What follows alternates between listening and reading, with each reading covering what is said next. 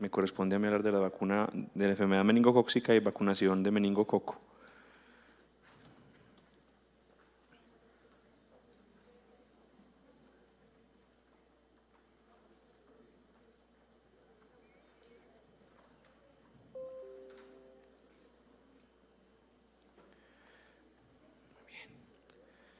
Bueno, meningococo es una enfermedad que es muy grave. Muchos de ustedes posiblemente nunca la han visto porque es relativamente poco frecuente comparada con neumococo u otras enfermedades que son más prevalentes, pero realmente es una enfermedad que es catastrófica cuando se presenta. Entonces es importante que tengamos un poquito de claridad con eso, porque existen muchos, digamos así, falsos mitos con respecto a la importancia de la enfermedad de nuestro medio, porque decimos que aquí no existe. Entonces es bueno que tengamos como claridad con respecto a eso. Es una enfermedad que es rápida, es grave, la mortalidad es muy alta en ese grupo de pacientes que se infectan con meningococo. Puede ser un habitante normal del tracto respiratorio superior y ese estado de portador es lo que finalmente puede predisponer al paciente que lo porta a que se infecte y se enferme, y también que puede infectar o pues, transmitir la bacteria a otras personas que están cercanas a ellos, y si tienen alguna cosa que los predisponga, algún factor de riesgo, pues puede hacer que se enferme también de la enfermedad, y afecta principalmente a niños menores de 5 años. ¿Qué problema tiene meningococo? La epidemiología es completamente dinámica. Los serogrupos cambian constantemente, eso de año a año cambia de forma dramática, es completamente impredecible y siempre tenemos casos ocasionales. Durante un año uno puede mirar varios casos durante el año y tenemos épocas de hiperendemia que ocurren cada 5, cada 10 años aproximadamente, y esos episodios son importantes sobre todo por la carga de la enfermedad que puede llegar a producir. Por lo tanto, la vacunación se considera el único método que realmente sirve para prevenir la enfermedad, porque como les digo, la epidemiología es cambiante, no sabemos cómo se comporta, no se puede predecir cómo aparece, por ejemplo, bronquiolitis por VRS, en lugares que tienen estaciones saben claramente cuándo les va a dar, entonces los vacunan con palivizumab a los niños que son pequeños y susceptibles, pero meningococo no se comporta así, es diferente. Un poquitico de microbiología. Recuerden que es un diplococo gram negativo, en el gram se ven cocos rosados en forma de granos de café, muchas veces intracelulares. Son 3 serogrupos basados en su inmunoquímica y los polisacáridos capsulares, pero ahorita hablaremos un poco más que la clasificación va mucho más allá de los serogrupos y se dividen en subtipos y serosubtipos también, que pueden dificultar sobre todo con la vacunación contra meningococo B la adecuada inmunización con vacunas previas que existían antes. Los 5 serogrupos más importantes son el A, B, C, Y y W, y en este momento en África está emergiendo el X. En África pues hay historia importante de la infección por meningococo. Hace unos años tenían zonas hiperendémicas de infección por serogrupo A.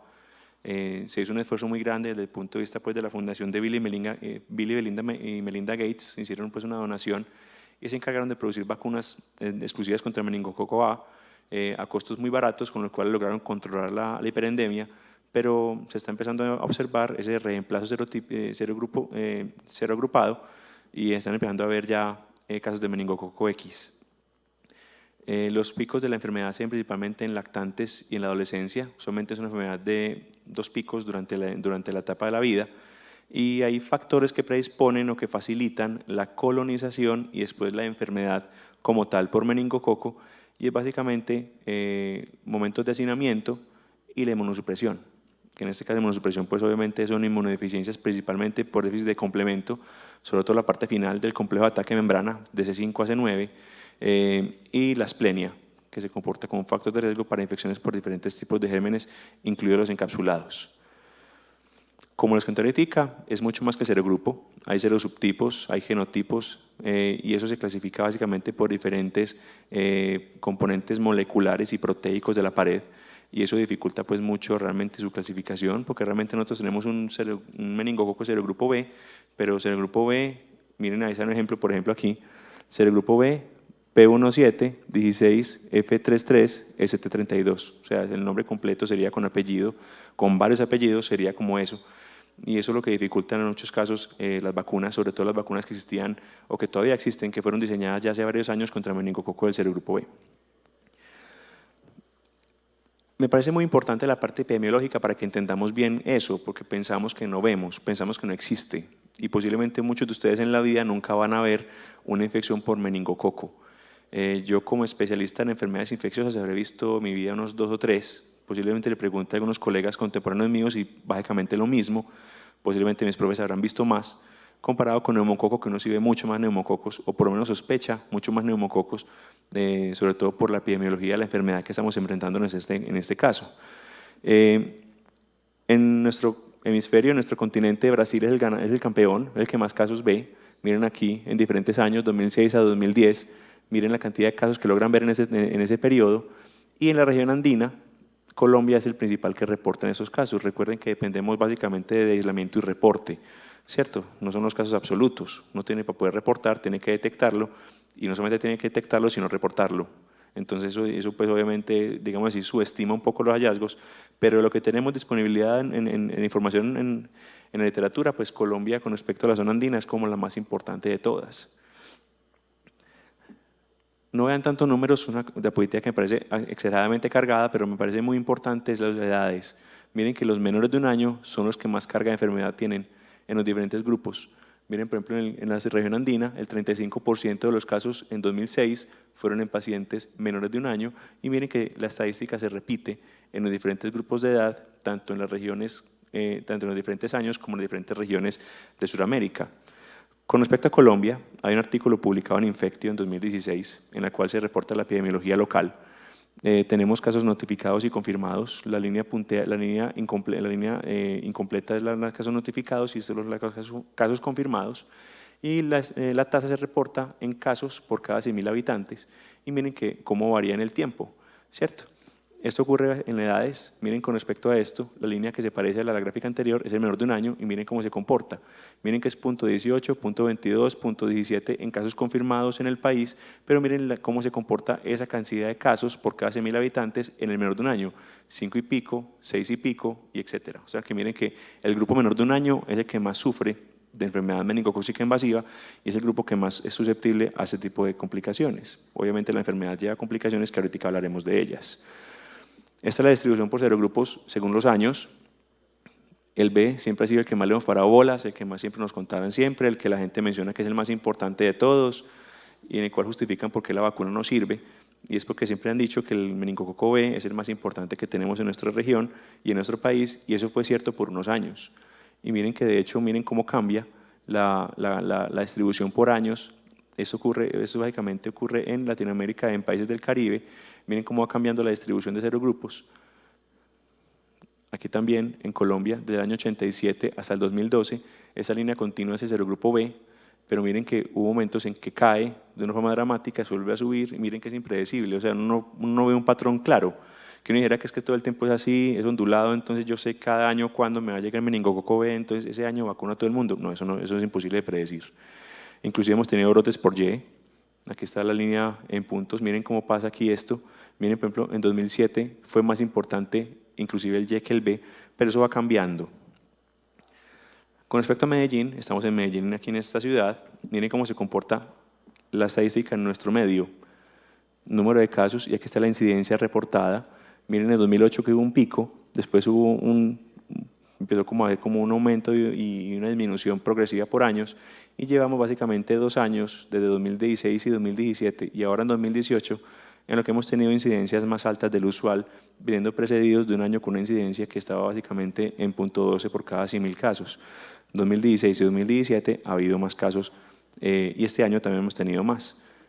Nuevamente les recuerdo, miren la importancia del menor de 5 años, en este caso menor de 6, en este caso importante componente de este es el menor de un año, pero miren que el pico principal es aquí, y en Medellín pues se ve más en la etapa adulta más que en la parte de la adolescencia.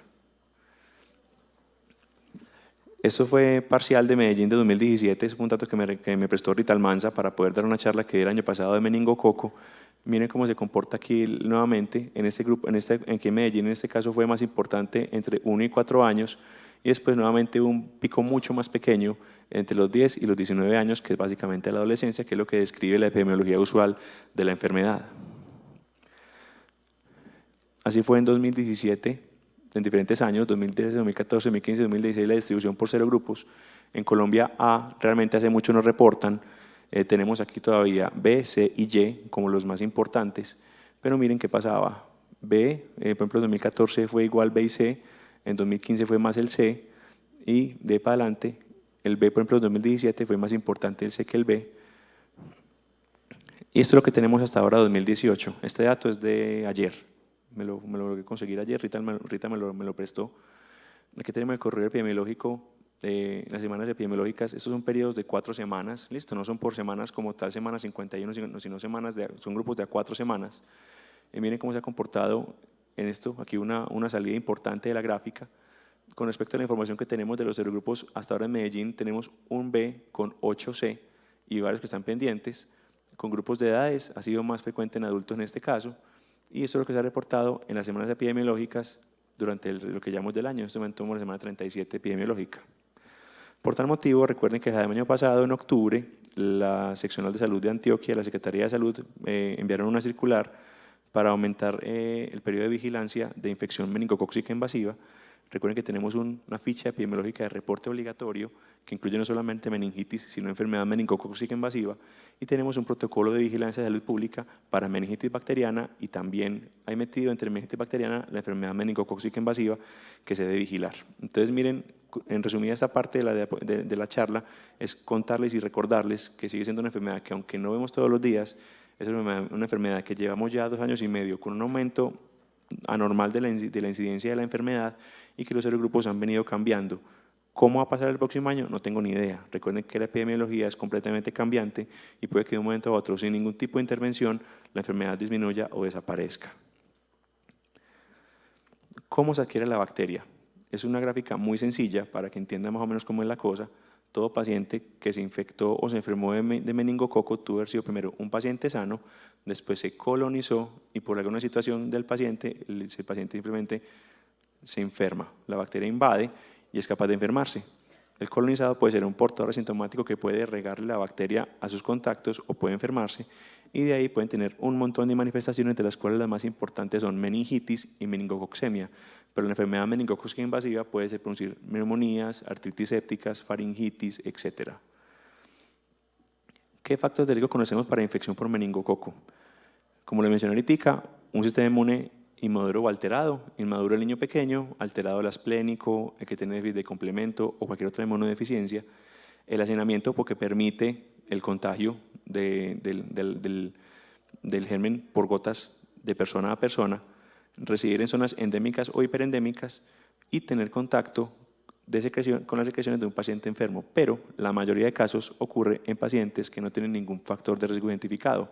Entonces es importante tener en cuenta los factores de riesgo para intervenirlos o buscar bien en esos pacientes, pero miren que la mayoría de casos no tiene que haberse ningún tipo de problema para que el paciente desarrolle la enfermedad meningocócica invasiva. Como lo mencioné ahorita, pues el paciente adquiere la bacteria por gotitas que cae en la nasofaringe. Ahí, por diferentes mecanismos de invasión, es capaz de meterse al torrente circulatorio. En el torrente circulatorio, esa ya puede producir inicialmente una meningococcemia. Básicamente pasan de varias formas, tanto paracelular como transcelular, hacia el tránsito hacia los vasos sanguíneos, y de ahí pues es un germen que es relativamente neurotrópico, entonces suele tener predilección por pasar la barrera hematoencefálica y producir enfermedad. Eso es una invasión como ocurriría básicamente con muchas de las bacterias. Uno se coloniza, se infecta y se enferma. Pero el meningococo tiene ciertas características que son muy importantes, y la liberación de un montón de sustancias que en este caso no vale la pena entrar en detalles cuáles son, pero que son altamente proinflamatorias. Miren que básicamente esta gráfica muestra cómo ocurre un montón de liberación de sustancias. Esta es la proteína unidora del factor H, es una de las cosas de los factores más importantes que tiene meningococo dentro de su invasión y su patogénesis, pero es capaz de liberar las sustancias clásicas y proinflamatorias que pueden afectar básicamente toda la parte de la vasculatura y dar las manifestaciones clínicas clásicas de la enfermedad. Interleuquina 1, interleuquina 6, interleuquina 8, factor de necrosis tumoral alfa, y básicamente todo ese desbalance y esa reacción inflamatoria masiva que produce la infección por meningococo puede llevar al paciente pues, a tener obviamente fiebre por la liberación de piroendógenos, púrpura, choques tóxicos, compromiso multiorgánico por inflamación crónica, por inflamación aguda que se produce en diferentes órganos, y si el paciente pues, entra en un desbalance completo y no se hace un manejo adecuado, o aún con un manejo adecuado, el paciente puede llegar a la muerte. Hablemos rápidamente de las manifestaciones clínicas. Meningococcemia, como lo mencionamos ahorita, es de las más graves. Los síntomas son muy variables, inicialmente son muy inespecíficos. El paciente consulta simplemente por fiebre, malestar, puede tener diarrea, puede tener síntomas respiratorios altos. Si el niño habla puede tener mialgias, o si no habla el niño simplemente puede no caminar o dejarse de mover un poco porque le duele realmente todo el cuerpo. El brote petequial típico, que el brote purpúrico que siempre nos mencionamos y que estudiamos cuando leemos de meningococcemia, no se ve en todos los pacientes, no se ven, básicamente se ve en la mitad de los pacientes o un poquito más. Y ya después pueden aparecer signos y síntomas de necrosis cutánea, sobre todo en las partes distales, lo que llaman pues púrpura fulminans, que uno siempre que ve ese tipo de lesiones pues debe pensar como uno de los causantes importantes, meningococo, como el primero, pero muchas otras bacterias pueden producirlo. Y de ahí para adelante el paciente evoluciona muy rápidamente a necrosis cutánea, choque séptico y puede fallecer.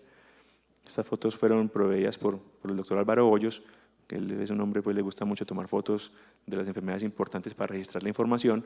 Aquí tenemos el brote purpúrico, con lesiones inclusive que se escaran y producen necrosis cutánea, como lo mencionamos ahorita. El paciente, obviamente, en esa parte puede producir sobreinfección con otras bacterias en algún momento, pues y complicar aún más el cuadro clínico del paciente. Hasta ahora nada nuevo que no sepamos, ¿cierto? Siempre hemos sabido que la infección por meningococo es muy grave, el paciente se puede morir, les puede dar meningitis. El problema que tenemos con esto es la velocidad con la que evoluciona la enfermedad. Eso es súper importante, porque el paciente empieza con síntomas y a las 6 horas puede tener fiebre, somnolencia, náuseas y vómito. Y puede también tener diarrea. ¿A cuántos de nosotros de urgencias nos ha llegado un niño que lleva 6 o 8 horas con fiebre, náuseas, vómito y algo de somnolencia porque ha vomitado mucho? ¿Cierto? Creo que a todos los pacientes que hemos visto, pacientes pediátricos en urgencia, nos llegan a este tipo de pacientes. Entonces, detectar tempranamente la enfermedad es muy difícil porque el paciente evoluciona muy rápidamente hacia complicaciones que son fatales. El paciente con meningococcemia, usualmente entre 24 y 48 horas, rápidamente puede llegar a fallecer, aún con tratamiento antibiótico y soporte, inclusive en cuidado intensivo, adecuado. Meningitis, realmente pues parecido al resto de meningitis, como produce tanto compromiso inflamatorio, hace muchos infartos cerebrales y trombosis que pueden complicar aún más tanto el cuadro clínico actual del paciente como el pronóstico neurológico de estos pacientes. Otras cosas se pueden encontrar otras manifestaciones, neumonías, conjuntivitis. Ha habido pacientes que consultan por conjuntivitis, le hacen cultivos y tienen inicial de meningitis en el reporte de cultivos.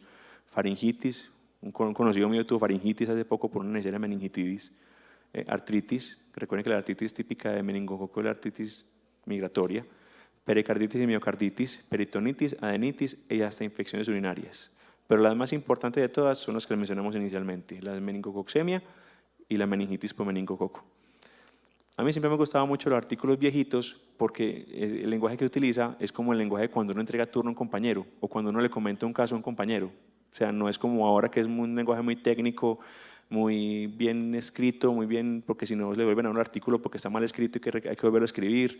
Entonces, antes no eran tan estrictos con eso, pero entonces me gusta mucho cómo explican y cómo describen la enfermedad en un lenguaje muy de colega a colega, sin pues, como una forma muy clara, y creo que personalmente a mí se me queda mucho la información cuando me la cuentan así. Te lo voy a leer textual. Esto fue en Bogotá, año 1979. Enfermedad meningocócica, experiencia clínico-epidemiológica. Básicamente, ¿qué dice ahí? La enfermedad se presentó en todos los casos de meningitis de manera súbita, con cefalea, fiebre con escalofríos, náusea y vómito. 2 tuvieron pérdida de conciencia, destalación rápida, con convulsiones.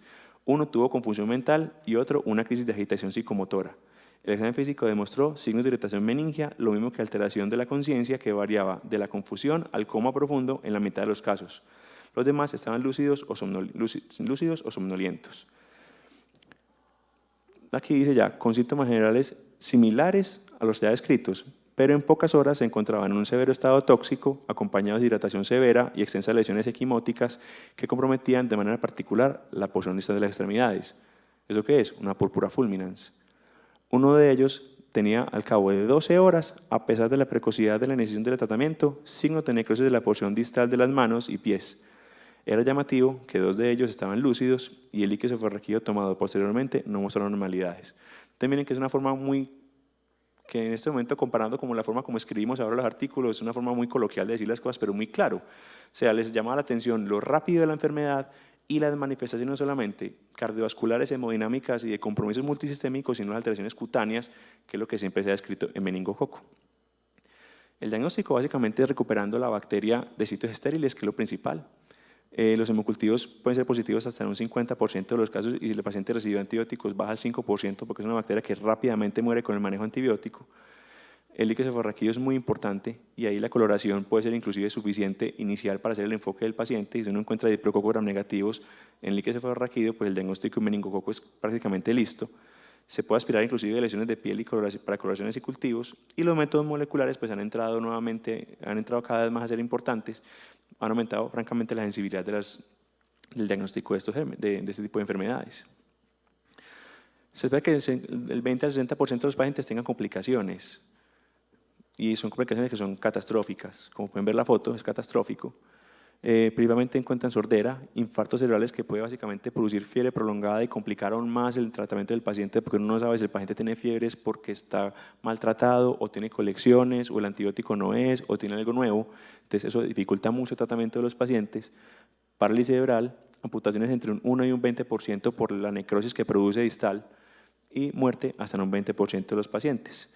Y no solamente son las secuelas físicas, sino las secuelas emocionales que tienen esos pacientes.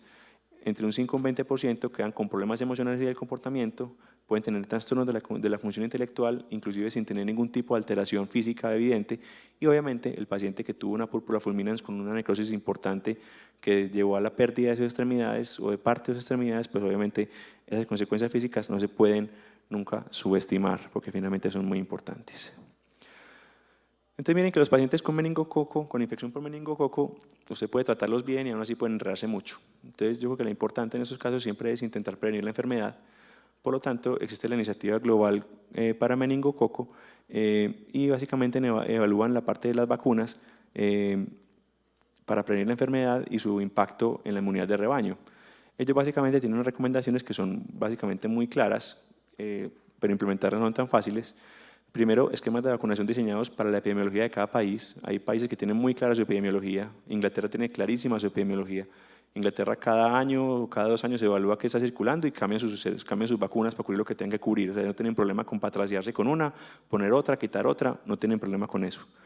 Desarrollo de vacunas económicas para países en desarrollo. En África se ha hecho. Viajeros a zonas de riesgo deben ser vacunados con Neisseria meningitidis. Desarrollar vacunas contra los grupos más importantes. Miren que ya incluyen el X, como lo mencionamos ahorita. Las vacunas conjugadas deberían reemplazar a las polisacáridas en la medida de lo posible, y se debe fortalecer la vigilancia de la enfermedad a nivel de laboratorios. Entonces miren que son recomendaciones que se deben utilizar y que se deberían acoger para poder minimizar el impacto de la enfermedad en todo el mundo. Existen indicaciones claras de vacunación, son las indicaciones típicas que todo el mundo conoce, ¿cierto? No voy a hacer énfasis en eso, pero básicamente está muy de la mano de lo que hemos hablado hasta ahora. Eculizumab es un anticuerpo monoclonal que inhibe la porción final del complemento. Entonces, imagínense si el paciente inmunodeficiente de la porción final del complemento pues se llama meningococo, pues esto justificaría la aplicación de la vacuna. Vamos a hablar entonces de las vacunas disponibles. Voy a enfocarme en las vacunas que son conjugadas, que son las que realmente tienen más evidencia de efectividad. Hablaremos un poquitico de las vacunas contra serogrupo B y hablaremos de un par de vacunas que me parecen muy interesantes, que me encontré hace poquitico por ahí como dando vueltas, como buscando para la charla, que vamos a mostrarles en qué estamos con respecto a vacunas nuevas, que no son ACYW o B solitas, sino que tienen otras cosas. Menactra es una vacuna que es básicamente conjugada, se utiliza antígenos capsulares ACY y W del polisacárido capsular y se conjuga con el toxoide diftérico. Está aprobada desde 2005 y está aprobada por INVIMA desde 2011 para pacientes mayores de 9 meses. Tiene varios estudios que han demostrado que es altamente inmunogénica. La inmunogenicidad se mide diferente a otras vacunas y se basa básicamente en la vacuna inicial contra meningococo C. Es como la que tienen como modelo base con el cual se compara su efectividad de anticuerpos serológicos bactericidas. Se ha comparado con la vacuna polisacárida y es una buena vacuna. Todas las vacunas conjugadas contra meningococo tienen el problema del serogrupo A. Realmente los anticuerpos inicialmente son buenos contra el serogrupo A, pero en el tiempo van cayendo. Pero en general, contra los otros serogrupos que cubren, suelen ser útiles. Tiene varios estudios con los cuales fueron aprobados. Han reportado algunos casos de Guillain-Barré, pero no han podido demostrarse que tenga relación directa con la vacuna. Pero en general, Menactra es una buena opción. Se pone a partir del 9º mes de vida y son 2 dosis, una separada de la otra por 3 meses. La otra vacuna es Menveo, miren que también inicia con MENACYW, pero se conjuga con una toxina diftérica mutante que se llama CRM197, también tiene aprobación por INVIMA, pero esta vacuna tiene aprobación desde los 2 meses de vida. Hay algunos estudios que han mostrado una leve mejoría con respecto a los anticuerpos comparado con Menactra, pero realmente desde el punto de vista clínico no hay mucha diferencia. La diferencia más grande que hay entre las dos vacunas realmente es la edad de aplicación. Se puede Menveo de los 2 meses y Menactra desde los 9, pero en general son vacunas altamente efectivas ambas. Han hecho estudios en lactantes que ha demostrado pues, que se puede utilizar desde los 2 meses de vida.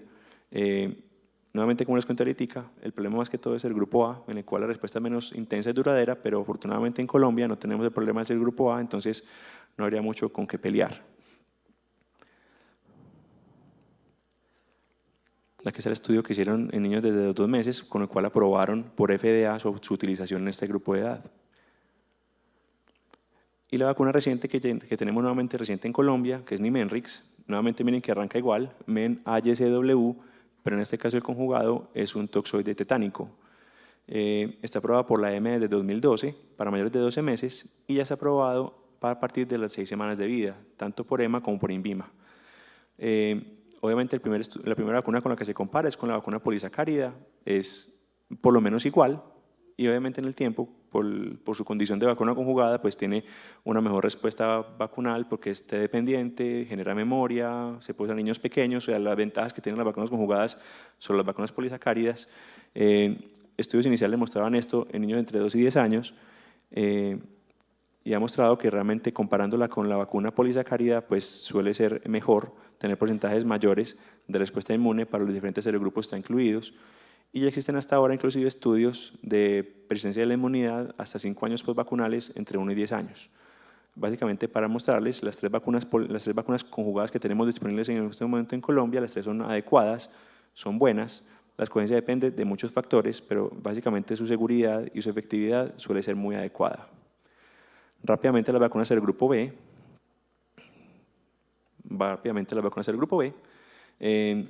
Es una historia muy vieja, la vacuna del grupo B tiene mucha historia, se ha intentado muchas cosas porque la vacuna no se puede hacer, si se han dado cuenta que las vacunas conjugadas no tienen B, y eso básicamente es porque han tenido problemas con el adecuado diseño de la vacuna contra el grupo B por muchos motivos. Entonces han intentado diferentes estrategias para saltarse eso. Después de mucho desarrollo hay una vacuna que se hecha en Cuba, que también sirve contra el grupo B, pero fue una vacuna hecha muy a la medida de su brote, y a ellos les funcionó muy bien, pero fue diseñada básicamente para su meningococo B. Hay estudios dispares, unos estudios que dicen que funciona muy bien, otros que no tanto. Ambos tienen déficit metodológicos de desarrollo del estudio, pero en general la vacuna B cubana es muy diseñada para su brote. Pero entonces hay en el mercado 2 vacunas que son diferentes contra el grupo B, diseñadas de forma diferente. Una de ellas es Bexero, que es básicamente hecha de una vesícula de membrana externa, que es un tipo de desarrollo de vacuna, y le agregan 3 proteínas importantes de la pared del meningococo B. Es una vacuna que es buena, es segura, tiene muchos efectos secundarios, da mucha fiebre, da mucho malestar a los pacientes, pero está aprobada desde los 2 meses de vida.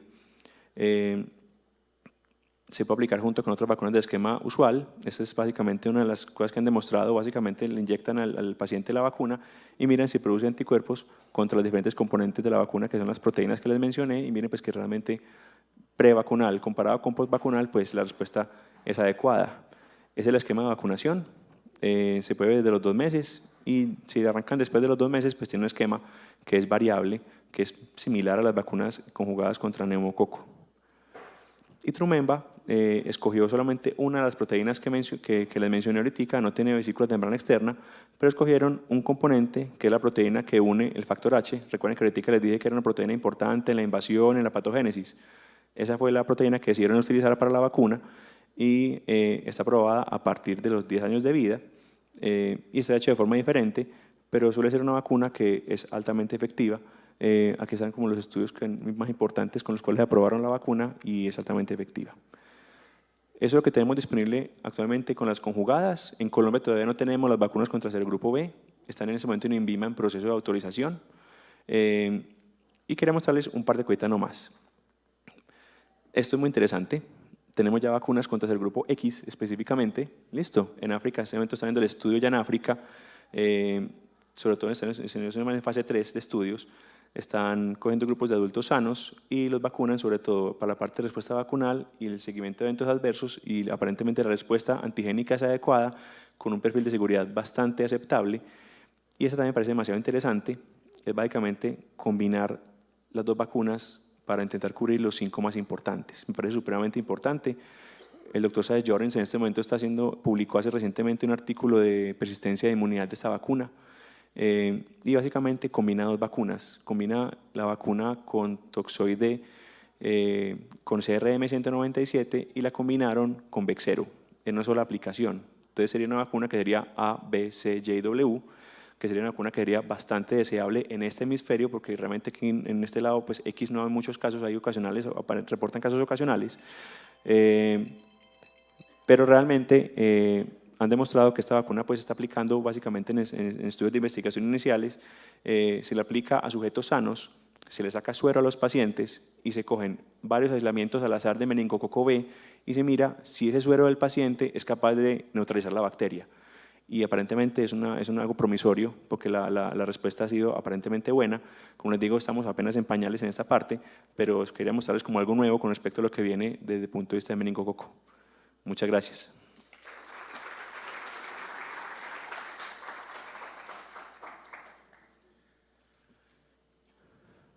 Muy bien. Ya para terminar, invitamos al doctor Javier Nieto. El doctor Javier Nieto es infectólogo pediatra, magíster en salud pública con énfasis en gestión y